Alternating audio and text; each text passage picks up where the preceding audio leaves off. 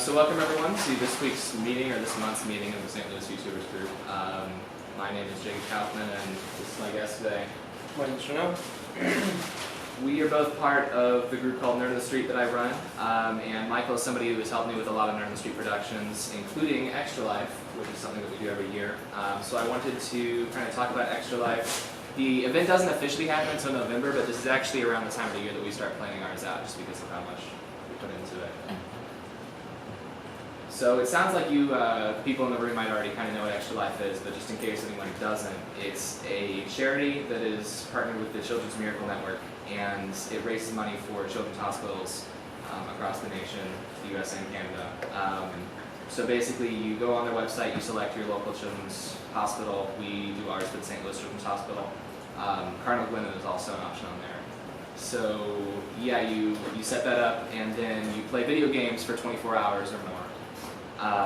A lot of people stream their video game playing sessions. It's actually not a requirement to stream. You can't just play video games and tell people about it, but a lot of people stream, and then you ask for donations from family, friends, and viewers, raising money for the hospital. So this is something that we've done for a few years, and yeah, extra-life.org is the link to read more about charity. Like I said, this is normally around the time that we start planning. The first year that we did Extra Life, this is basically what our planning consisted of, was we had a notebook, and we were kind of just drawing out how we thought things were going to connect up. So we had some ideas about plugging different screens into HDMI switchers and plugging them into our broadcast computer and whatnot. This was a very simple setup the first year. This was what we ended up going with that first year. We thought about having everybody split up into a couple different groups at different people's houses and doing their own streams, but then we ended up having everyone come over to my basement and doing it from there, because it was easier to do that than trying to coordinate over the internet. So this was our setup the first year, was we had everyone's computers basically one way or another plugged into a capture card, which we'll talk about later. But that lets us capture the gameplay, which is an important part of that stream. Now, for the later years of Extra Life, we ended up getting a little bit more physical and in-person with it, which has worked out a lot better. Right now, whenever we are doing Extra Life, we like to visit our location in advance, and we like to physically lay out how we're going to set everything up, where all the computers are going to be. It helps us, plan out just a little bit better than just writing things down. So in 2017, we were going to do our stream at Maryville University in a building there. We ended up having to move it at the last minute. But 2016 and 2018, we've done our stream at Faith Lutheran Church, which is a place that Michael actually works at.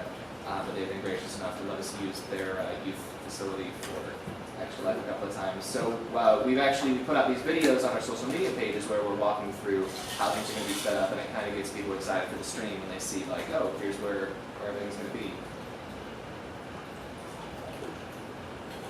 So communication is a big part of planning out any event, and Extra Life, it is a video production for sure, but it's also just a matter of organizing people too. It's a lot of logistics. So in 2015, the first year that we did it, it was basically me being a focal point and communicating with everybody individually. How organized was that? Well, I wasn't involved in 2015, if you remember. You were a little involved. Yeah. I was using your computer. Yeah, but I wasn't able to actually be there for the stream that year. Yeah, but basically what I was doing that first year was I was messaging one-on-one with everyone, and I would send them all like the same information, and then different people would respond in different ways, and I'd have to say, this person brings up a good point, I'd go and say that to everyone else, and try and tie everything together, and it was really unorganized and hectic. So for the later years, we moved to Rocket Chat. And this is an open source and free solution that you can host yourself. It's sort of like Slack. Basically, it gives you a chat system that you can have many different people sign up on, and then you can have different rooms that they're talking in. So you can see here we've got our Extra Life 2018 room, and we've got the 2017 and 2016 rooms archived on the sidebar. So for 2018, we had 13 people in the Rocket Chat room, and you can see us talking there. And it's nice to have everyone in the same chat room, because then, if one person says something and someone else kind of picks up on it. We're talking about what video games we have, what would be fun to play. It's easier for it to be a more cohesive group experience than just one person doing all the communication. I'm sorry, I'm terrible. What was your name? Gary. Gary, you had a question. You were interested in setting this up? or? Yeah, I watched your video on Nerd on the Street, your Yeah. YouTube channel, and I found it very interesting. I had never heard about it.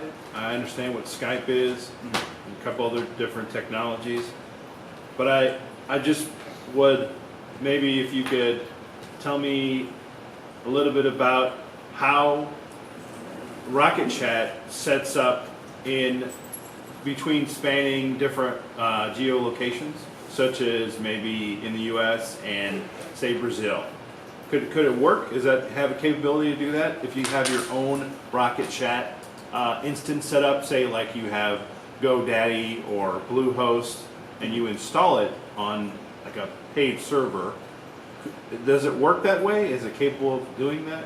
Yeah, so it is a web application, so you do install it on a web server, and you can get to it from a web browser. So if you don't have it installed on a computer, you can literally, you can go to chat.nerdonthestreet.com and it's a login page for our Rocket Chat. So since you can get to, if you can get to a website between countries, you can get to Rocket Chat between countries. It is, I don't know if you're talking about federation, like if you need to have it data physically stored in each one of the companies. It sounds like the easiest way to do that would just be to have one central server on GoDaddy or something like you said, and then people, anywhere they've got internet, they can get to that. It just goes over HTTPS, so it's encrypted over the wire and everything. The applications are Electron wrappers around the web app, so you really are just using the website whenever you use it. Does that kind of answer your question? Or Yeah. Okay. Yeah, that's exactly what I was looking for. Yeah. Yeah, setting it up is similar to setting up a content management system or any other website. It's just built for chatting.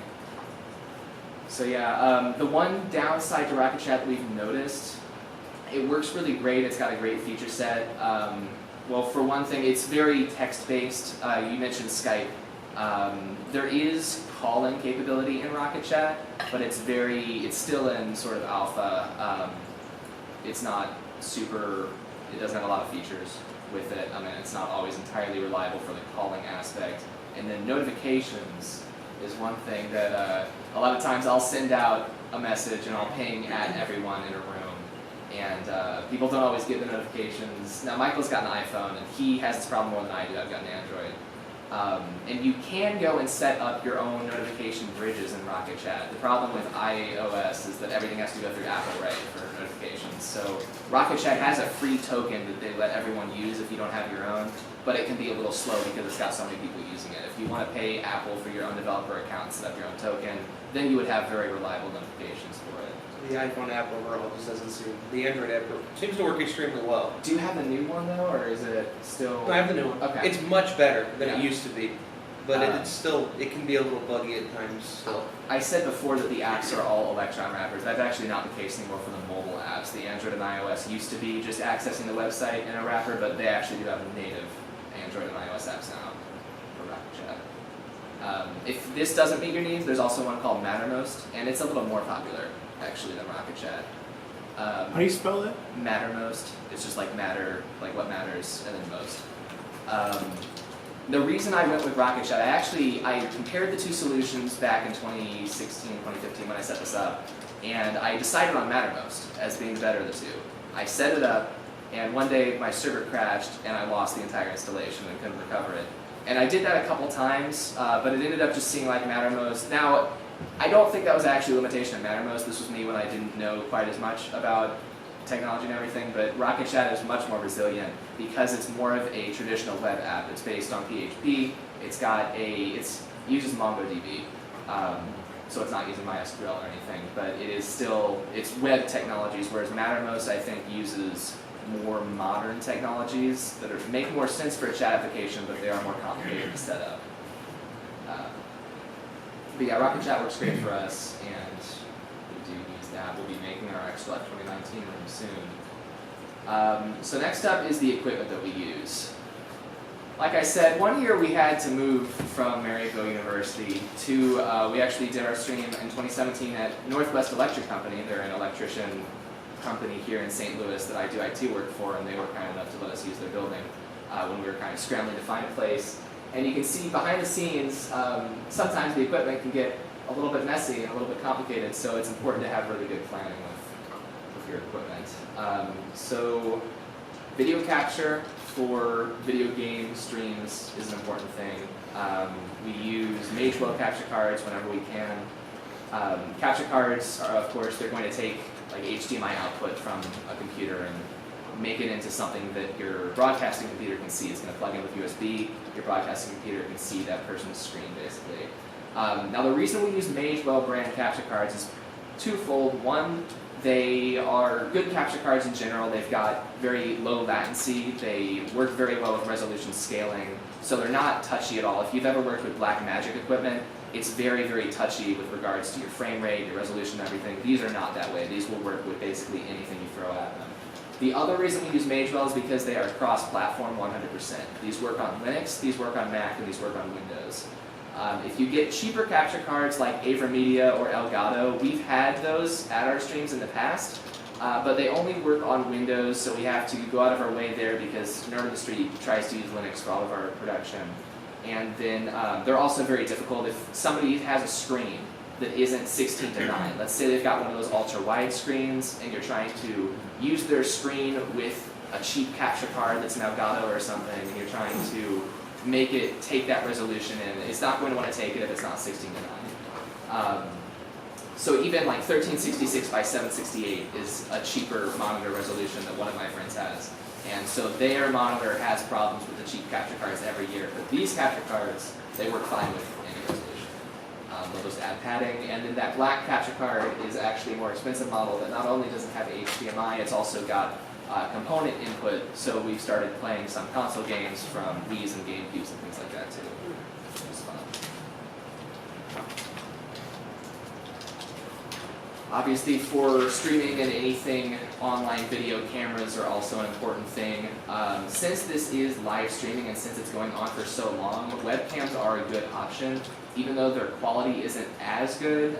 The big advantage to webcams is you don't have to worry about battery or power at all, right? You plug it into USB and they run the entire time. The downside is that they're not as good quality, but we've got, in the middle there, we've got a Logitech Brio. That's one of their newer models. It's technically 4K. We run it at 1080p. On the left there is the classic C920 webcam, and then on the right, that's a little cheaper. I think that's a 525 720p webcam that I just keep around because more is better for those. Now, whenever you can, it's better, of course, to have actual cameras rather than webcams. I've got my Panasonic Lumix FC1000 that we use, and then there's also, do you know, what was that Sony camera that we used a couple times? I don't know the specific model, but it was one of the Sony like broadcast XD cams. Okay. So we've used a couple of more professional cameras, and those you have to plug in with HDMI to those capture cards. And again, that's a place where the Magewell cards are great because cameras don't always have a lot of video options like your computer's graphics card might. So having a Magewell capture card that you can plug in your camera and it's pretty much going to work is better than having to deal with, okay, set all the frame rate right, set the settings right, is this interpolated, is it not? Worrying about that with the cheaper capture cards. And next up we've got audio. So this is a picture taken behind the scenes at our first year's stream. You can see we just had some people at the ping pong table. We had our webcam set up on the folded up section of the ping pong table. It's a little hard to see in here because the lights are on, but we've actually got a black blue Yeti sitting there hanging on an arm between the two of their monitors, and then we've also got a blue snowball right there underneath them. So our first year we basically had these pods of people. We had pairs of two at different tables, and we would try to have one microphone per pair of two. That snowball actually wasn't plugged into our broadcast computer. They were using that for their game chat. The Yeti is what was plugged into our broadcast computer, which is sitting to the right of them, incidentally. But that was what we were doing the first year, and all of our microphones were USB, which meant that we didn't really have volume control centralized. They could reach up and control the volume, which we discouraged them from doing. We wanted to control it all in the same place. So the broadcast computer, which was running OBS, which we'll talk about in a bit, we could control the volume in software, but we didn't really have good monitoring, and it was not very fine-grained control. It was basically, if somebody in our chat said that one table was too loud, we would kind of turn it down a little bit, but it wasn't very, like I said, it wasn't set up very fine-grained. And Michael was not able to stream with us that year was basically the reason that we were doing the USB microphones, because I am not an audio guy, so I like the simple USB microphones. You plug it in, it works. But since Michael's been able to help us the past couple of years, we've gotten a little bit more advanced. So do you want to talk a little bit about what we've been doing since Yeah, then? so the years that we've been in the hangar, I've been able to borrow a lot of equipment from the church, because since I'm involved with the tech stuff there, they let me use whatever I want. So that's a soundboard that's in the room that we were in. It just stays there all the time. And basically what we did is I've got a collection of various different types of XLR-based microphones. And XLR, if anyone doesn't know, it's a 3-pin microphone connector that basically all professional audio uses. So I've got a collection of, Rode shotgun microphones, different condenser microphones, handheld microphones, stuff that we had borrowed. So we just kind of placed them where they were needed. We had the multiple different tables. You'd stick a shotgun mic or a little pencil condenser over the top of it. And then those all came back to the board where I was able to sit there. That's basically what I did the whole stream, was just sit there and monitor that audio and make sure it was all as clear as we could get it. The other thing we did that wasn't for the stream is we had music that was coming into the room. So I had a separate feed on the board that I was using, just so people in the room, we had music going the whole time. So That's a great thing to bring up. Just a little sidebar. When you're doing these really long streams, people like to have music in the background of their streams anyway, but especially when you're going for this long and it's going to be super late at night or super early in the morning, it's going to be dark outside, you want music going all the time. If the music stops for more than a couple seconds in our room, everybody notices, because we're all super tired. We're all in the middle of this thing. It gets awkward very quickly, and it gets tired very quickly if the music is not going. So sometimes we have to turn the music off if we're playing a video game that has its own music, but you definitely want to make sure. That was a mistake we made our first year, was we didn't have music going the entire time. Since this is streaming online, I've talked about before, I've got a 20-hour library of royalty-free music. And of course, for our 28-hour, 27-hour last year live stream that we did, we had to repeat songs a couple times, but all of it was Creative Commons. There's a ton of stuff out there on the internet that you can find. So I've got a spreadsheet to keep track of all the licensing. You don't have to go that far, though. If you can just find some good royalty-free music online, it helps a lot with the atmosphere. You don't notice what's wrong when there's not music, is the thing.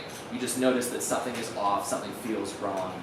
And then when the music starts up again, it feels did we take any game audio into the stream last year? Do you remember? I don't think we did, other than the consoles. So yeah, so I had two separate feeds on the board. One that was feeding what was going to the live stream, and one that was feeding the speakers in the room. So you got to really watch when you bring game audio in that it doesn't overpower everybody. Yeah, and the music too. So what he's talking about there is when you've got audio, you can feed it into the stream where viewers are listening to the actual audio, or you can do what we do, which basically is we play music over the loudspeakers, the microphones pick them up in the background of our talking, and the viewers can hear that. It doesn't sound good when you say it like that, like, oh, we're just playing it over the speakers and the microphones pick up the music. Like, the thing is, the point of the stream isn't the music, it's just there for atmosphere. So it works okay for us. We were feeding a little bit into the stream last year. Last year we've gotten to that point, but it's a little bit more complicated. It took us a while to get comfortable enough to do that. Because over the years we've been using more directional microphones. Yeah. That's another thing. It's instead of having 5 people sitting around one Yeti at a table, if everybody can have their own microphone, that's the best way to do it. Yeah. But then the music doesn't pick up as much, so you have to feed a little bit of that into the stream so the stream can hear it as well. So one other thing, Michael mentioned that these more professional microphones are XLR. In addition to being higher quality, another reason why XLR is great as opposed to USB microphones is the length of the cable. And that's something that you don't think about until you're actually in the room. That's one of those things that we didn't think about a whole lot the first year, writing things down in a notebook. But when we're standing in the room with a camera pointing at where things are going to be set up, you realize how many feet there are in between some of these tables. So USB has a maximum limit when it's not repeated of, 15 meters? Something like that, yeah. So that doesn't mean it's always going to work, though. no, it does not. Yeah. So for the microphones, the Yetis, we can actually plug into USB extension cables, and we can extend those quite a bit. For webcams, you absolutely cannot extend webcams with USB extension cables. If your webcam is a USB webcam and it runs out of cable length, you can't move it any farther away from the broadcast computer. That's another reason why we like the HDMI cameras, is because HDMI you can send a lot farther, and XLR you can send a lot farther. So we can have things like this where we've got a booth in the corner of the room. That wouldn't be possible if we were just doing everything with USB. And eventually you're going to run out, and you found out you'll max out your USB bus on your computer as well. And one year we maxed out the USB bus on my computer. We had too many USB things plugged in, where it actually, we had all the cameras plugged in, but only 4 out of the 5 of them would work at any given time. So that was interesting to deal with. So yeah, the one important thing I want to note about the audio is this seems really complicated, and of course the board does not belong to us, that belongs to the church, we were borrowing it. The XLR microphones, that's really stuff we've collected over time. It wasn't like we went out and we spent $1,000 or $2,000 on microphones that all match and are perfect quality and everything. These are just like little microphones that we've collected over the years. I got my first XLR microphone this year, and we'll be able to use that as part of the setup. I've collected microphones over the last 5-6 years. Yeah. Because So if I were to go out and buy all those ones I have now, it'd be probably $4,000. yeah. And the other thing, the cost of cable, a microphone cable, a decent microphone cable for a 25-foot cable is like $30. How many feet of XLR cable do you think we ended up? I would say probably If I- 1,000 feet of If cable. I go back to Yeah. our we've got quite a few feet Yeah, of XLR. it gets insane very quickly. So you get small upgrades over time, and then for the big streams, we don't always worry about is everything here our very best stuff. For these streams, we say, all right, we're bringing everything in. This year's equipment, last year's equipment, everything that we've got goes into these. So people who are just starting out can absolutely start out with a couple of microphones and work your way up over time. I do have a question about audio. Absolutely. With that board, it looks like you're only using like half of the input. Do you remember how many channels you had to open? Okay, it looks like about 12 or 16. So that being a digital board is capable. That one's capable of 48 channels. With the digital boards, you don't have to have a fader necessarily for each channel. They can move on their own. So you have 2 banks, and you can swap between. That is how many? I don't remember. It was like 15 or 16 channels of audio. And that was including, that's all the microphones, that's the feed from the game consoles, that's any other sources that we had, the feed from the music computer. Yeah. And you had how many people playing games? Do you remember how many people Last year we had, was it 8? 7? Yeah. 7 people who were there to play games. Now they're not all playing at the same time all Right. the time. Now, I don't know if you have a picture of it here, but we did have a stage set up as well. Yeah. And the stage we had, I don't think I've got a picture of it in PowerPoint. Okay. The stage So that we there's a had, picture of it back when you were, if you go back a few slides. Yeah. Keep going. It was with the, yeah. oh, there we go, Right there we go. Yeah, So, we stripped. and the booth Pretty is on the much, left side. yeah. We stripped, so that's the gear they normally use for the Sunday stuff. But Sure. then we stripped everything off of there except the drum cage and put couches up there. And then the one year we overhead mic'd everything. That It didn't didn't work work very as well. It didn't pick us up enough. It was So too quiet. the next year we just went like, all right, everybody's getting their own mic as close to them as we can. And then there's LED wash lights that the church has that we were able to use. Right. So we backlit the walls Yeah. going up the back. And then there's also, being a stage that they do music and stuff on all the time, there's lights on the ceiling for normal lighting. So it's set up ready to go pretty well. Yeah. One interesting thing we did last year was every time we got a donation, we changed the color of the lights on the stage to yellow. Nobody noticed though, and the reason was because the camera was pointing towards us on the stage, but we were looking away from the stage and the lights are behind us. So the lights would turn yellow and everyone on the stage would just be sitting there not knowing that we got the donation. Audio ding. Yeah. Yeah, we've got a bell, actually. What else? Okay, yeah, so for the stage audio, last year we had it planned out to where we wouldn't need to move microphones around too much. The stage has plugins in the floors for this to go to the booth, and then we also had, last year we had just our folding table set up in this big hangar room, which this is the ideal. I can't stress enough how much Faith Lutheran Church made our streams possible, because space is the biggest issue when you're having that many people and that much equipment in one place. So we had the tables set up, and we had cables running to the booth just over the floor.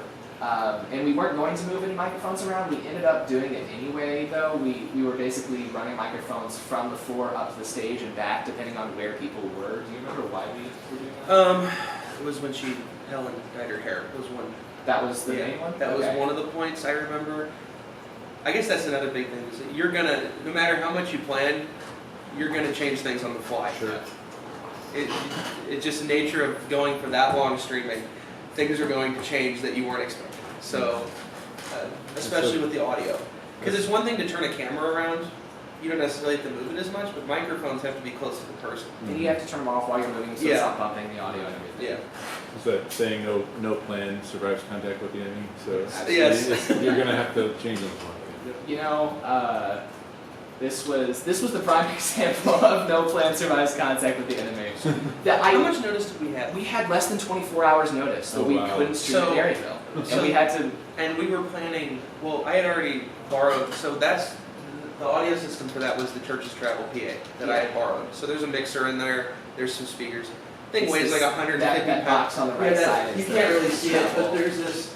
there's a rack on this side here that's got, and it's hooked everything up. And I hadn't actually, we did go out there the night before, didn't we? Yeah, we were out there, we were looking around because basically we knew that we could use the space if we needed to, and we knew that we couldn't stream at Maryville anymore. So we were trying to figure out what we were going to do, and we were out there until, now keep in mind, this was a 26-hour stream that year, and we were up until 1 a.m.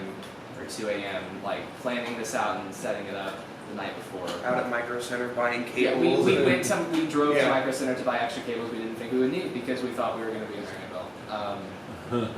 But And then at the end of it, you had to pack all that up and, Yes. and That's a get fun everything ready point. for So the there's church. actually a real funny story we should bring up about that from the first year we were in the hangar, if you remember. In fact, 30 minutes after the stream was supposed to end, their Sunday school people were going to be in there. So we are just like ripping stuff apart, packing cables up, trying to separate, because everybody's stuff gets mixed together Yeah. during the stream. And then the Sunday school kids and their parents start showing up, and you just got all these teenagers tearing video equipment out of this building. I left my phone. Oh, I almost left my phone charger there. I had to run in after their service had started and grab my phone charger out of a wall outlet. But we got it done, so Um, and they invited us back. So Yeah, they did. This one for cleaning up was actually, I distinctly recall that everyone left at the same time, about 15 minutes after our stream ended. I did most of the cleanup for this year. it was me and you did most of it. Yeah. What, me and, yeah. Yeah. Well, I remember you offered to stay, like, we were in this office is in like a field type, It's an industrial park. Yeah. so it's got a gate that I had to open up. And so when I went to walk to open up the gate, I guess everyone thought that was their only chance to leave. So then everyone got in their cars and we're going. And Michael was the last one out. He was like, "Hey man, I didn't know everyone was leaving. Like, do you need help with this?" And I was like, "I got it, you know." Because this year we weren't rushed for time. It was just we needed to get everything out of this company's building. But you can see we had some stuff outside that year that was crazy. That's another interesting point to bring up. If you're going to run video equipment outside, dew becomes a real problem. In the early hours of Yeah. the morning, yeah, things started getting wet, and we had to dry them off with paper towels and/or bring stuff inside. So this year was an exercise in that last minute planning for us. 2018 was much more organized, and last year's stream, our 2018 stream, was probably the most well-oiled, smoothest running production that I've done for Nerd on the Street, because we've learned all of this stuff from years of doing this, and from this was a great learning experience, as much as we would have liked to not have to do that. So yeah. Were we done talking about the audio? You guys got any other questions about audio or anything? I think we did. I think you moved stuff before Helen dyed her hair, because I remember you saying, "Oh, the stage microphones that we set up aren't picking up that much." That's right. I forgot about that. So in front of that. there's different types of professional microphones. There's dynamic microphones, which is what you normally, if you see someone on stage singing, it's probably a dynamic microphone. So that's what we had up there. Well, people were putting them close enough to their face, so I swapped them out with Shotguns? we'd used all the shotguns, just Okay. they're called pencil condensers, and they're normally used for things like cymbals, so they hang them over a drum kit, a choir. that kind of a thing. So they've got a wider pickup pattern, and those work perfectly. So that's what we'll use this year for that application. And I've noticed people will use microphones incorrectly. Mhm. I don't know the different types, but there's one type that you want to talk into the side of it. And there's So another type you want to talk into the front of it. so omnidirectional. So it's it's called the polar pattern of the microphone. Omni picks up 360 around the capsule. Cardioid picks up in front of the capsule. So the way they do that, they drill ports in the back of it. So when the sound enters the back of it, it phase cancels out the sound coming from the back. We had somebody our first year in my basement.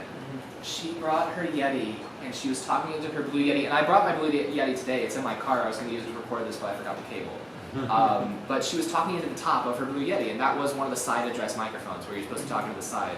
And she had it turned, and you could hear her. It didn't. You could actually tell, but something's wrong, but you don't know why. It just sounds fuzzy. As a Blue Yeti owner, I knew that the start manual explained that you're supposed to talk into the side, so I just thought it looked silly that she had it pointed to herself. Right. But also, when you listen to it, people that don't know audio are like, something's wrong with the audio, but they don't know why it's not working that way. Yeah, and then 2016, we were using handheld microphones a little more liberally than we were 2018. We were in the same location, but I had a strict nobody's holding a microphone rule when we went back to the hangar in 2018, because in 2016 when we did that, it worked okay for the stream itself. I don't know, I mean, I wasn't watching the stream, I was doing it. And that's another thing, 2018, Michael was monitoring the audio. We didn't have monitoring really set up in the previous years. But we had people holding microphones, and when you're holding a microphone, you think you're holding it, naturally, but your hand's getting farther away from your face, or it's getting close to your face, and the volume is changing a lot more than you would realize. A common thing people do too with a handle, they talk into the side of it. Yeah. If you don't talk into the top of it, it's not going to pick up hardly at all. And so when I was editing the footage after the fact for 2016, it was hell, because I was making cuts every couple seconds, and 500% up here volume 50% here, 30%, because people were moving the microphones, all kinds of different distances. So for 2018, I said everything has to be on a stand. We're not gonna. I know we can't get it perfect, but it just everything on a stand, and we ended up using the handheld for one or two things. There were a couple things that was pretty much inevitable. It had to be done. But yeah, when we it was either me and you were the only ones that were allowed to hold microphones that year. Because I had him tell me beforehand, kind of give me a training course on how to hold a microphone. We had a game show wheel last year that we put stuff on that was we had the world's hottest beef jerky that we were going to eat. We had different fun stuff for us to do. What was one of the? Well, we just had Helen dyeing her hair was one of them. Helen dyeing her hair was what one of did the you things on the wrap? wheel. I wrapped white and nerdy. So those were wheel items, and whenever we got we did increments of $150, we would spin the wheel. So when we were doing that, the wheel was kind of off to the side. We had to get a handheld camera. I had the handheld microphone. That was one of the instances. We just needed handheld because we couldn't have a whole station set up just for the wheel. Right. But it was interesting because you can see in the recording when I spin the wheel, or when other people normally spun it and I was standing next to it, I would point the microphone toward the wheel. Right. And when I'm doing that, you can hear, you can't really hear it, the clicks going by when the wheel's spinning until I point the microphone, and then it comes through really well. So yeah. It's a good demonstration. I know I had a speaker I recorded one time with a lapel mic, and he kept opening and closing the marker for the dry erase board. But every time he did it, he would hold it right next to the microphone, and he wouldn't just pop the lid off. He would twist it. So it would squeak. Every few minutes in the video, you'd get right into the microphone. That's and I had to edit that out. It was an annoying. interesting point that you bring up lapel mics, because I absolutely hate lapel microphones. We used them in 2016. No, we use head-worn microphones. In 2017, we used one lapel and one head-worn. Two lapel and That's one right, we head-worn? did have a lapel and two head-worn. So the same church that because I work with their tech all the time, we use no lapel microphones. They're all these head-worn like this. Right. You kind of look like an idiot, but they work infinitely But they don't better brush than on your these. clothing. And you don't have to turn. They're not falling You don't down. have to turn up the sensitivity as high because the capsule's right here instead of all the way down here. Yeah. I managed to make mine fall off a bunch of times, and then I couldn't take the figure your out head, it was fine. I couldn't figure out how to get the thing on, so I had to have him come and put this microphone back on to me several times throughout 2017. That's something the face worn cameras. You can use that in a crowd of people. crowded room and Mhm. they Yeah, want just the pick up- background yeah, it music. doesn't Because we Yeah. go back to that whole polar pattern thing. Most lapel microphones are omnidirectional. Right. Most headphone microphones are cardioid. So Right. it's much more noise canceling that Right. way. And I've got a cardioid lapel microphone. They do exist, but they don't sound as good as the omnis. It doesn't, because most of the time when I clip it to a t-shirt, it's pointing away from my mouth. So Right, then I'm not right. picking it This up. is actually too high Yeah. for a lapel. If you look at a news anchor, would usually clip to Yeah. their tie. Uh-huh. They'll be down here. Yeah. But I wear t-shirts in my YouTube videos, Yep. and I love this little Right. microphone, so I'm like, gotta make it work. And even a shotgun mic, I've been advised with the various videos I've watched, they said to point it at the person's Mhm. chest, not at their mouth. Because if you point it at their mouth and they lean forward, you get now the mic's pointed at the top of their head, but and you're not An catching interesting the note audio. about shotgun microphones too is because they're what's known as a supercardioid pickup pattern. It actually creates a small pickup pattern behind the microphone, so you have to be just aware of that. Cognizant of that, yeah. Because it brings it in tighter up front. When you do that, it creates the pickup lobe on the back. As a casual observer, not an audiophile, it seems like the shotgun mics are our best microphones. They are. For actually. They're also the most expensive. So Right. we So don't we know. don't have many. I've got Go one. figure. We've been able to borrow a couple. So Yeah. So next up is networking. So when you're playing video games with people, multiplayer is a thing, you're going to need to connect different computers together. Our 2015 for Extra Life, our first year that we did it, me and my sister ran to Best Buy at 9 p.m. the night before the stream to pick up a little 4-port switch, because I had my router in my basement that could take 4 computers, and then I had more people coming over, so I needed to extend that, so I got it was a 5-port switch actually. And that was basically our networking setup that year.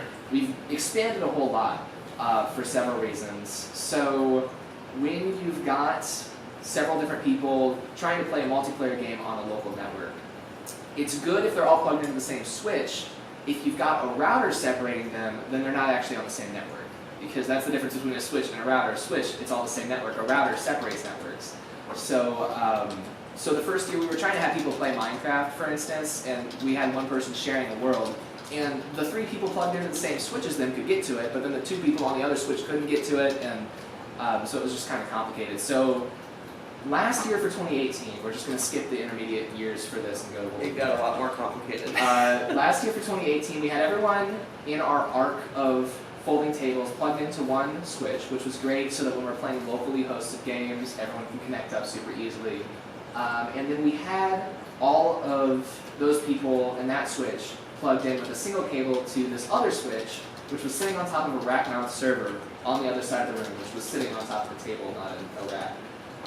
So that server is actually an OpenVPN server. Something we ran into in 2016, the first year that we streamed at Faith. It was something we sort of anticipated it, but we didn't plan very well for it. This is a church. Their network blocks video games. So people were trying to download games that they didn't download beforehand, and that's one of the things, preparation-wise, I always tell everyone, download all your games. Even if you don't know if you're going to play it or not, just have everything that you own downloaded so that we don't have to download it during the stream. But people still don't download their games, so we have to facilitate them downloading them from Steam and from just the websites where the games are on and everything. So in 2016, I did this on the fly. I set up a cloud OpenVPN server, and then I had everyone install the OpenVPN client on their own computers. I told everyone, go to openvpn.org, download this thing, here's a file on a USB drive, put this on here, load it up. And it worked well enough in 2016 to where we could do our stream. 2018, we wanted it to be a little bit smoother than that, and a lot of the people that streamed with us last year were from Rolla. Since I still do know some people from Rolla, since I went to Missouri S&T for a good 1 semester, I still know we're having more and more people come from Rolla every year, which is actually great. They're really high energy and they bring a lot, but we can't install things on our computers in advance. And asking them to, we already knew from video games that they wouldn't do it if we asked them to install the OpenVPN client. It would be us installing it the morning of the stream. So to get around that, we had everyone plugged into a switch. That switch was plugged into a server. That server is actually an OpenVPN client. And we had an OpenVPN server running on a DigitalOcean droplet in New York, which is the closest geographically that DigitalOcean has to us. So this server basically was encrypting all of our internet communication, and it was sending that to New York, and then it was going from there to the video game website. So the church didn't see us going to video game websites. The church only saw us going to our DigitalOcean droplet, which was not blocked. And of course, the church knew that we were doing video games. They approved us to do this event, but they, I don't know, the way they have it set up, they couldn't take the firewall off for us. So this is how we got around that. Now, for the broadcast computer, it would have been way too slow for us to send our stream through that. So we had our broadcast computer plugged into... That's what that switch on top of it is. Yeah, so this blue switch up here is plugged into 3 things. It's plugged into the internet, which was all the way on the other side of this hangar. And then it's plugged into that switch, which everyone's computers are plugged into, and then it's plugged into the broadcast computer, which had its own connection directly into the internet, not going through the video. Well, it went into the server, then into that switch. You're right, Yeah. yeah. Did the church, did you ask the church if you could just like take their connection, whatever it's from, Charter or whoever, and just directly from the cable modem to your switch? Is the cable bypassing the is So it they- in this building? Or is it It's on the other. It's in a separate building, and there's fiber that shoots under the ground. So they have it's a Charter fiber business connection, but they've got email server on site and that kind of stuff. So that wasn't Take that happening. down, Yeah, we would have had to shut them down. So That was one of the things about when we were planning at Maryville. oh yeah, Right before we ran a speed test. oh yeah, no, Yeah. Maryville would have been the best internet we've ever had, because it was still a little bit slower because of the OpenVPN and everything. Maryville, they had gigabit both ways, right? And we ran a speed test, and it was literally like it was 4-digit numbers, download and upload. One ping, like That would have been so great. But then they told us we weren't allowed to plug into the network cabinet, which the room we were in had a closet that you open it up and it had a switch, and like they told us we couldn't plug into that switch, and it was like, all right. this ain't gonna work. Were they worried that something was going to get into their network? I or- guess, and when I was at Missouri S&T, they had something set up on their network where it would actually, you had to submit your MAC address and attach it to your student ID to authenticate on the network, but Maryville didn't have that. I see. And so I guess they didn't want us plugging directly in, and that was one of the problems that we had right before we found out we couldn't do it at all. So yeah, but this worked pretty well. The OpenVPN server thing, and it's weird because this is a server acting as the client in our OpenVPN setup, but it took a little bit of effort to set up. Maybe I'll I gotta make a tutorial about that sometime because I've done it a couple years now for Extra Life. I actually did try to make a tutorial about it once, but I couldn't get it working on video. So yeah, it's a little bit complicated, but it was well worth it because then everybody shows up, they don't have to install anything, they just plug in, they've got that built in. Do you want to talk about NDI? Yeah, that'll be later. Okay. There's another reason we have everyone plugged into that switch there. We'll get to it. But for the software that we use to stream, we use OBS Studio. I have been live streaming longer than OBS Studio has existed. Longer than OBS at all has existed, which I like to mention. But this is a free and open source streaming program. Have you guys heard of it? Yeah, it's pretty popular these days. It used to be everyone who streamed on Twitch used XSplit. Nowadays, pretty much everyone uses OBS Studio, so it's not that special that we're using this. What is special is that we're running it on Linux, and so that affects the capture cards that we can use and everything. Yeah, so just talk about some of the features that OBS Studio has. You can see on the right side or in the middle here, we've got the dual pane layout. That's the normal OBS Studio window. The left side is your preview. Your right side is what's actually live. Below that, on the left, we've got a list of. Do I have a mouse cursor up here? There we go. So over here we've got a list of our scenes that we have set up. We've got the list of things in the scene that's currently selected. This is the audio mixer, which, like I said, the first year that we did Extra Life, we were just using USB microphones. This was our mixer. We didn't have that board. It was just OBS with its volume sliders. So you can see there's only one slider right here because we have consolidated it down to that hardware board. So it plugs in, the computer sees it as one stream, you don't have to worry about volume on the computer itself. This was a screen we were using just for screen captures. So like we've got our chat rooms here, and we would cut to looking at the chat room by taking a screen capture of it over here. The left screen here, this was a brand new feature about 2 weeks before our Extra Life 2018 stream that they added, where you can actually have 8 previews up at a time. So you can see all your different scenes and not have to just click through the list of text. So you click on it once, it shows up on your preview, you double click on it, it goes straight to a live. So that way when we've got 4 different people playing a video game on their own computers, you can see what is exciting at any person's screen at the same time and switch between them. Do you have any thoughts about OBS? Not too much. You normally handle the video Yeah. aspect of these streams, so. It's been very stable. We have not had issues with OBS crashing at all, and yeah, it's just been pretty solid. Aside from the one thing is if you have, I guess when we had 5 or 6 webcams plugged in at once and only so many of them would work at the same time, that I think that was a hardware thing more than an OBS thing. We did have that one issue with OBS this year with the game console, where we were using it. Yeah, we'll get to Okay. the game console setup. Okay. So you mentioned that it has a Linux version. Yeah. I'm assuming there's a Windows version as well. Absolutely, yeah, and that's why it wouldn't be so popular on Twitch if it wasn't on Windows, but Right. because most gamers use Windows. But yeah, what caught my eye about it was this was really the first program that made streaming easy on Linux. Before this, you literally had to do it on the command line if you were doing it from Linux. Whereas Windows had XSplit and FFsplit and all kinds of other Right. stuff. So this is great for, it's also on Macs, so like big production, fancy people like to use Macs and they can use OBS Studio too. This has done a lot for getting just professional switching capabilities to Linux. Yeah. Cool. This is another screenshot. This is from our 2017, so you can see again, the laptop in the background there is running the audio, like Michael said, we had a travel setup, but this is an image that I love. Like I said, cheaper capture cards don't work on Linux. They need a Windows driver. So this year we had a couple, we were scrounging for capture cards, we had a couple of Windows-only capture cards, and what we did was we had a Windows computer off to the right, and that computer's sole purpose was displaying this capture card full screen on this monitor. This monitor then was, we had OBS running on that computer, taking a screen capture of that monitor, and it was streaming to an RTMP server on the laptop in the middle there. And so then the laptop was displaying that stream in a media viewer, and then OBS was taking a screen capture of that. That was how we got a Windows-only capture card to work on Linux. It's a great example of it is possible if you figure it out. If you have enough computers to throw at it, We then do a lot of this kind of stuff. And this was before NDI, which we'll talk about in a moment, which made things so much easier for us.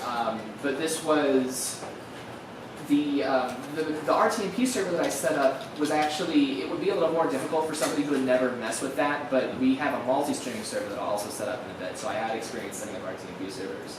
The downside of this was lag, because you've got the lag of a cheap capture card, which is going to have more lag anyway. Then you're displaying that to a screen capture, RTMP stream, displaying it again, and then another screen capture. So that creates a couple seconds of lag. For something like a camera, it wasn't great, but that was what we had to deal with in 2017. So. It was lag that you noticed, but the people watching. Well, it was lag from the audio. Oh, like, okay. If we had delayed the audio, Right. we could have tried doing that, But but then we matching have that to up is so we hard. have to delay the webcams then to match this, Right. and it's so yeah. Interestingly, there was one brand of webcam that had an unofficial Linux driver, or webcam capture card that had an unofficial Linux driver that we got working. You can see it says no signal here. It took us a while to get working. We had the color profile set wrong for most of our streams. So if you go and watch the Extra Life 2017 recording, sometimes like we'll be playing a game and everything's just overlaid pink or like a light shade of like some color. Yeah. And that's because we were dealing with unofficial Linux drivers that literally somebody reverse engineered this capture card to make this work on Linux. But we go out of our way to do that because I run the show and I like Linux. So.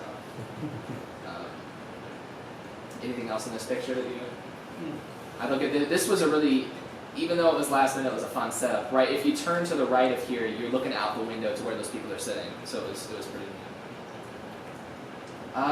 So we didn't just use OBS on the actual stream computer. Last year for 2018, we also had a separate computer running OBS just to control the projectors in the room. So the projectors one of them took HDMI, one of them took VGA, right?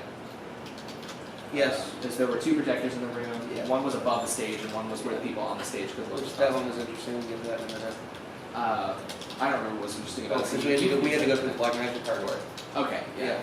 Which, as you mentioned earlier, Blackmagic hardware. Very finicky. But very finicky. OBS Yeah. helped with that. So instead of having to deal with plugging these consoles directly into these projectors and also a capture card, instead of that, we had one capture card plugged into this computer, that capture card was plugged into the game consoles. We've got an Xbox One sitting there, a Wii with GameCube controllers plugged into it, and a Nintendo Switch. So we would plug in whatever we're using with the capture card. It would display in OBS as a preview, and you can right-click on OBS, and you can use a display, a monitor in OBS as a preview, a full-screen preview. So we were just treating these projectors as full-screen previews. And in the past, we've done that with capture cards too for previews. So that way we could play videos on the stage, we could show screen recordings on the stage, we could show any console we wanted to, and we didn't have to worry about getting the settings on the consoles, because it would go through the Magewell capture card that captures anything, no matter what the settings are, and then the computer would handle the rest. So the computer, what were you talking? So it was plugged directly. Was it plugged directly into either of the projectors, or was it all through? So What was the computer connected to? that computer was connected to, for video, was connected, there was an HDMI that was going to the church's Blackmagic switcher, and that's how we fed it to that main projector screen you can see in the corner. I think we were feeding it to the back projector too, weren't we? We were. Yeah. But that was a separate output from the computer. Yes, that was a separate output for the computer, and then there was the NDI source, which we'll get to in a minute. Right. So yeah, that was the thing. And then NDI, now go figure, Linux isn't going to play that video in the middle of our presentation here, but I've got a little video here. Let me just mute. And this is just a quick demonstration of NDI working. This is a brand new thing that we discovered last year. And what this lets us do is cut out capture cards from our setup. NDI, what's it stand for? Network Device Interface, I believe. This is a video interface running over a network. Right now what you're seeing is me waving at a webcam plugged into one computer and viewing it on another computer. There's no capture card involved there, and there's no streaming server. It's just NDI, which I'll talk about. Yeah, it's network devices. I had Wireshark running there because I was looking at the actual packets that were going. This was a godsend for us because in the past, we've always been scrounging for capture cards. I've literally had somebody who lives in Virginia mail me a capture card that I used for Extra Life, and then I mailed it back to him the next week because it was cheaper for us to do that than to buy a capture card. But we were always short on capture cards, and let me bring up our presentation again here. Of course, that's not. We'll just go back here. So NDI lets us send from one OBS machine to another over our network. You have to set up the NDI plugin on both computers, and then it's a peer-to-peer thing. So unlike what we were doing in 2017 with an actual RTMP server, that adds lag. NDI is made for live production, so there's very little lag, like half a second maybe. It's about the lag of our very good capture cards. Better, lower lag than or lower latency than the cheaper capture cards. And the one problem with it is you do have to install the NDI plugin on everyone's computer, and not everyone could figure that out before they showed up. But everyone's computers in our arc of folding tables, they were all running OBS, and they weren't actually streaming with OBS, they were just screen capturing, and then they were using that as a preview, and they were sending that preview out over NDI, and then our broadcast computer was receiving those as sources. And we could switch between them all, and we didn't need capture cards going to everyone's computer. It used to be $200 per computer that we were capturing, or $300 per computer that we were capturing, and now Ethernet connection. it's just that one switch that everyone was plugged into, and then that switch plugs into our computer. Now we hit a ceiling somewhere with how many we could have running. Eventually you're going to run out of bandwidth. Even on a gigabit network, you're going to run out of bandwidth. It is pretty bandwidth intensive. I don't even know if it was bandwidth though, because I was looking at the bandwidth, and I think it's more of I think it was a protocol limitation more than the actual network. But we had people's screens on here. I know it sounds simple now just talking about it, but it was just such a breakthrough. Since the previous years, we were so focused on capture cards. This gives us It uses the actual network connection that the computer's plugged into. Yeah. And it was using the same one for them as they were plugged into for internet. So we didn't have to have an additional, Right. oh, plug this into your HDMI, open up the Windows display settings, set this to mirrored, make sure your resolution is this. Right. It was just open up OBS, you're already connected to our network, just send this out as an NDI preview. It really was huge. I can't say enough how huge it was for us. Great technology. And then we were also doing that from the stage. Interestingly enough, we were using a capture card to get from the console to this computer, but then we were using NDI to go from this camera stops recording every 30 minutes because it's a DSLR. And it's free. And it's free. Now it hasn't been updated in a little while, which I'm concerned about. So NDI is made by a company called New Tech, which, if you know anything about New Tech, they are known for very high-end professional broadcast switchers, like what you would use like for sports or anything like that. And like the Black Magic Yeah. switchers that you had in the booth, but Yeah. we couldn't use those because they're way too touchy with regards to the resolution. But for whatever reason, I think they're just trying to get other companies to adopt NDI. They've released it for free, so Yeah. we were able to take advantage of it. So yeah, that was the biggest thing last year. NDI can do audio as well, in addition to video.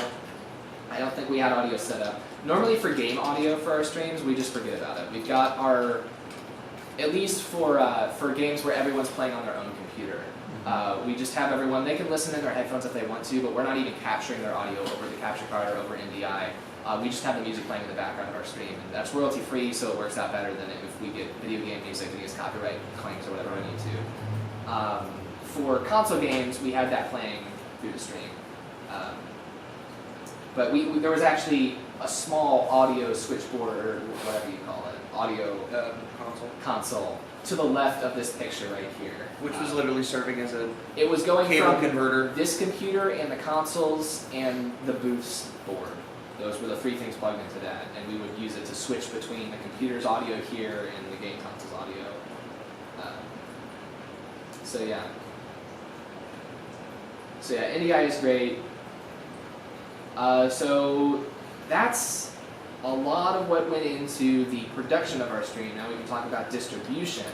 These counts are not for the recordings, these are for the actual live stream post itself. So this is how many people viewed during our stream. And I'm actually a little unclear, I forgot to go back and double check, but the one on the left is supposed to be 2017, but it says 28. Wait, no, we didn't stream for 28 hours ever, so that's actually wrong. So this was our statistics for 2017 and 2018 on YouTube. I've talked about before in this group how I am not a YouTuber, I'm an online video creator. I post stuff to lots of different websites. The first 2 years we did Extra Life, we did not stream to YouTube. We streamed to Twitch, Hitbox at the time, Beam, and Dailymotion, StreamMe. I think that was it. But 2017, everything was going to crap anyway, so I'm like, you know what, we need everything we can get. Let's throw this on YouTube. So I put this on the main Nerd of the Street channel. We had 178 people click on it during that stream for a total of 1.3 thousand watch minutes. So you can see in 2018, we actually had 4 people unsubscribe from that videos page. So I don't know how that works. And then we always turn off ads for Extra Life in particular because this is a charity event. So we want people to see our donate link on the screen as quickly as they can, so we don't play ads. I also, as a general rule, I turn off ads on live streams in general when I'm not in control of 100% of what's going on. If it's just me streaming in my room at home, I can be 100% certain that nothing copyright infringing is going to come up. If we're in a big room like this, we've got 10 people in the room, somebody's phone could go off and their ringtone could be copyrighted. So just to play it safe, we have ads turned off for our live streams. And then afterwards when we go and post clips, then we can recoup a little bit of that if we can. You can see how many viewers we had concurrently at any given time on YouTube. Our peak concurrent in 2017 was 5 at the same time, and 2018 was 7. It doesn't sound like a lot, but sometimes that's really all you need. It's terrible when you don't have anyone in your chat room. You know, it really can kill the atmosphere. For Extra Life, it's kind of like a party, like everyone's there, we've got music going, so it's not as bad as like if it's just one person sitting in your room and there's nobody listening to you talk. That's a little bit more upsetting, but yeah, having 5 or 6 or 7 people in the chat room at once is great for something like Extra Life, because then the chatters start to entertain themselves talking to each other and everything, even if we're not talking to them every second. Yeah, I don't know. I think it's been great that we've done it on YouTube. We've definitely gotten some extra viewers. Do you have any thoughts on that? No. Yeah, I handle most of the distribution stuff, so nobody else really cares too much. The website is where we ask people to stream. We've got live.knots.co is our live stream page, and extralife.knots.co we've set up as a shortener to our Extra Life profile that they can donate to us at. So the website is where we have most of our interaction. It's very faint up here, but you can see at the top of the, I don't know where my mouse is. At the top of our chat room here, we've got enough usernames to overflow the list of usernames, which which is always a good problem to have. So yeah, we've got our embedded live stream here. Down there, the live stream toolbox, I actually set up a thing on our website where you can switch between the different video players. You can watch using the embedded YouTube player, the embedded Twitch player, the embedded Smashcast player, and you click it, it's just JavaScript replaces the embed. In case one is lagging. Exactly. Yeah. And sometimes that happens where like, oh, Twitch is crapping out because it's Extra Life Weekend and a ton of people are going to it, and you can switch to Smashcast. That happens to the professionals too. I mean, Linus Tech Tips is probably one of the more professional YouTube channels out there, or brands out there. And they had a live stream over this past weekend, and they said that for some reason their YouTube live stream was lagging. Yeah. He's like, go watch us on Twitch. Yeah. So we make it super easy to do that. Somebody just types in the chat room, click the Twitch button, and then everyone can switch to Twitch, or whatever they need to. Yeah, I am really big on getting people watching on the website because I think it creates more of a community feel for, especially something like a live stream. You're sitting here, you're actually, you're investing time to spend time with us while we're doing this stream. I think if you're on our website, you're seeing our color scheme, you sign up for an account on our website to chat in our chat room and everything, and you're seeing other people who've also done that. It kind of locks you in more and it makes you feel like you want to keep watching for longer than if you're on Twitch and you're just clicking through different streams. You see ours, but there's a lot of other ones on the same website you can watch. You can see at the bottom we've got links to the donations as well, in addition to, we always have it earned into the video. But yeah, we always see probably more people are on the website at the same time during Extra Life than any other time of the year, which is always fun for me to see as the person who built the website. So in order to do that multi-streaming thing, I made a video about this a few years ago, and I'd be happy to answer questions about that to anyone who's tried to set one of these up. So when you're streaming, right now the industry standard protocol for online streaming is RTMP. Stands for Real-Time Media Protocol, I think, and that's what OBS streams in. Normally you stream from OBS, you put your Twitch link in, or you put your YouTube link in, and it streams to their RTMP server. Basically what I did was I set up an RTMP server on a DigitalOcean droplet, and that RTMP server ingests what OBS is sending it. It doesn't actually process the footage with CPU. All that it does is it copies it. So we don't really need any powerful CPU usage. All that we need is good networking, which the DigitalOcean droplets have. And then we restream to different places. In this case, you can see Twitch on the top. This was Hitbox at the bottom, which is now known as Smashcast. And so there's just a line, that's really faint up there, but there's a line in the restreamer for every place that you're restreaming to. Have you guys heard of the website restream.io? Okay, that's a commercial version of this. I actually set this system up as a sort of rebuttal to them existing. They contacted me when they first started and they wanted me to make a video about their service. And I was like, well, that seems like a really centralized service that you're going to start charging people for as soon as you have a lot of users. So I figured out how to do it myself on Linux. This is using the Nginx RTMP module. A lot of people think of Nginx as a web server or a proxy, but it can actually do a lot of stuff. So it has an RTMP module, and that's what I used for the restreamer. And so, yeah, this is something we're entirely in control of. The big advantage to this, in addition to allowing you to stream multiple websites at once, is this functionality is sort of built into OBS. You can put in multiple stream links. But when you do that, you're streaming from your computer to every one of those links, so you need more bandwidth to do that. This way, we only need the 2 megabits per second, or whatever we're sending to our streaming server, and then the streaming server is sending out to the 8 different websites we're streaming to, and their bandwidth, they can do that because it's a data center, they got great connections. But especially when we're dealing with the internet at the church, or the internet back when this was in the basement, this made possible the restreaming thing. It wouldn't have been possible to do that without having some sort of server. And the DigitalOcean droplets, I'm throwing that term around. All it is a Linux virtual private server. You probably know what it is, but so yeah. I've actually got an image saved to my DigitalOcean account that I can spin up whenever I want to stream, and it's just got the configuration in there already, so I don't have to reset it up every time. What was that module you used with Linux one more time? What's that? You said the RT. Yeah, Nginx RTMP. That's it. Okay. Yeah. So yeah, that is from start to finish, pretty much everything that I could think of the past week or two thinking about the presentation that we've put into our stream. Is there anything I glossed over? Or I think so. pretty in-depth questions that you guys have? I think I asked most of mine along Yeah. the way. Yeah. A lot. So yeah, Extra Life is a really great event to take part in. The organization is very positive about people getting involved.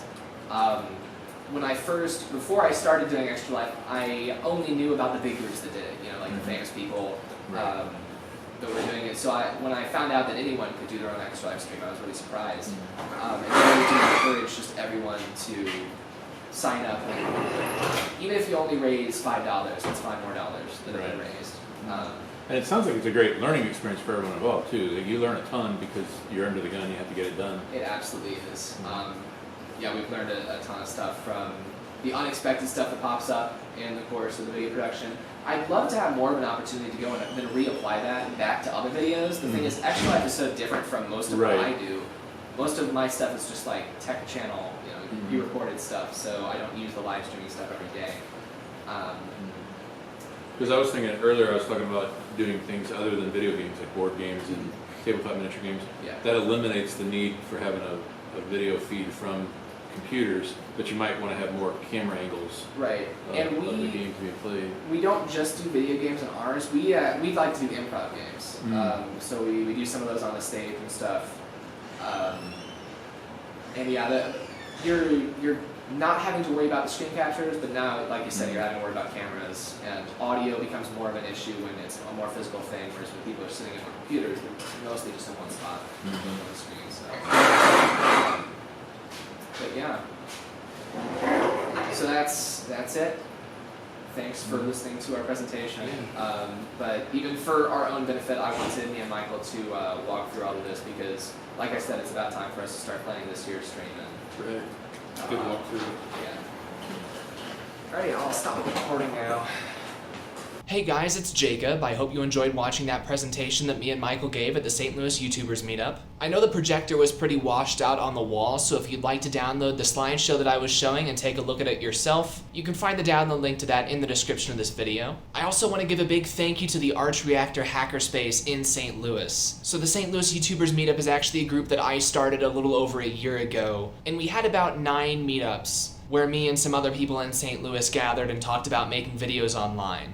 8 out of those 9 meetups took place at the Arch Reactor Hackerspace, and I would like to give a huge thank you to them as well as my host, Gene Jordan. He was the one who actually reached out to me and offered the use of that hackerspace. So thank you so much for that. Obviously, with me being in Denver now, I won't be attending the St. Louis YouTuber meetups for the time being, but I did appreciate having that space, and it was a lot of fun to have those meetups for a while I was in St. Louis. And if you want to learn more about the Arch Reactor Hackerspace, if you're in St. Louis, there's a link to the Arch Reactor's homepage in the description as well. If you're in St. Louis and you want to attend a St. Louis YouTubers meetup, there is also a link to that meetup page in the description down below. Even though I will not be at those meetups anymore, if you'd like to go and discuss making YouTube videos with Gene and some other people, definitely check that meetup group out. And finally, I wanted to give a quick plug. Nerd on the Streets Extra Life 2019 live stream is happening. It is going to take place on November 29th, that's a Friday, starting at 7 p.m. Central Time. And we will be streaming for 28 hours all the way until 11 p.m. Central Standard Time on Saturday, November 30th. So mark your calendars, Thanksgiving weekend, right after Black Friday, we are going to be streaming for Extra Life, raising money once again for the St. Louis Children's Hospital. It's always a good time. And all of us that are involved in the planning, me, Michael, and everybody else, we are all very excited about it already. So aside from that, thanks again for watching. I'm sorry the audio wasn't great in that video. Like I mentioned in there, I did bring my Blue Yeti to the meetup, but I forgot the cord for it. But hopefully it was at least interesting or entertaining to hear everything that goes into planning those streams. Let me know down in the comments section below if you have any questions about any of the open source software that we depend on for those. But for now, that's everything that I had to talk about. So I'm Jacob Kaufman, I'm the Nerd on the Street, and I'll see you guys in the next one. Bye.